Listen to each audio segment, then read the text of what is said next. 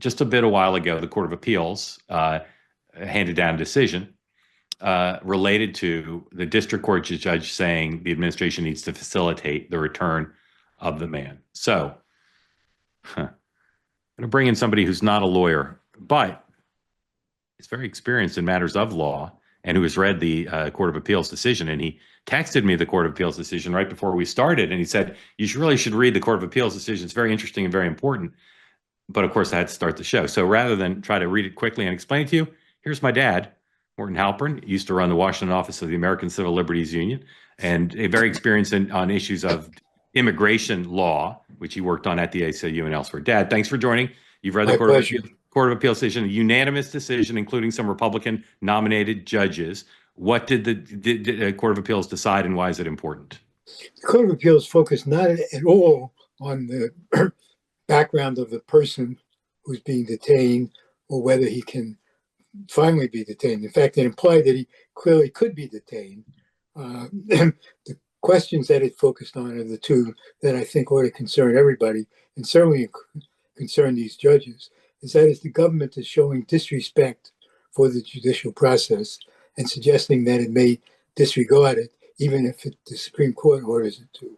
So he was not suggesting that the government should not make its case and appeal to the court, but he was suggesting that the government had to observe the interim orders of the district court and now the Court of Appeals. Let me stop you on that one.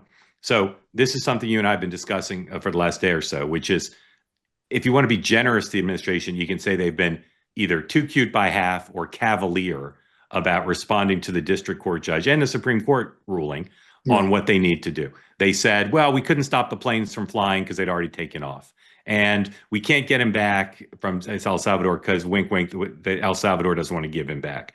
So you're saying the Court of Appeals said, in slapping down the administration, you need to take judicial rulings more seriously, right? And facilitate doesn't mean effectuate, but it means facilitate. It means trying to do things that will bring him back and specifying what those things are and answering the court's questions and accepting the fact that the court can issue an opinion here, including the Supreme Court, that they will have to observe.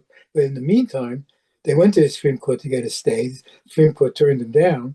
That means that answering the district court's decision, questions that these judges say, is tantamount to following the directive of the Supreme Court. And they appealed to the government to not bring this to a crisis that could threaten. They quote Eisenhower saying that he didn't believe Brown versus Board of Education, but he was going to observe it because it was the war of the land. Did they cite Brown? They cited Brown and quoted Eisenhower. So that suggests they're taking it very seriously, the notion of a constitutional crisis. Absolutely. And was there a second thing they ruled that I cut you off on, or did you just say the second one? Well, it was the two things. One is that they're concerned that this person was flown out of the United States to El Salvador when there were two court orders pending that barred that. One was saying you can't send him to El Salvador, and the other was saying you got to give him a hearing before you put him on the airplane. And they cite that disregard of those two orders and now the order to effectuate a return. But it's written in very serious tones. They reached out to do it. They didn't even wait for the plaintiffs to apply. They just wrote it themselves based on the government.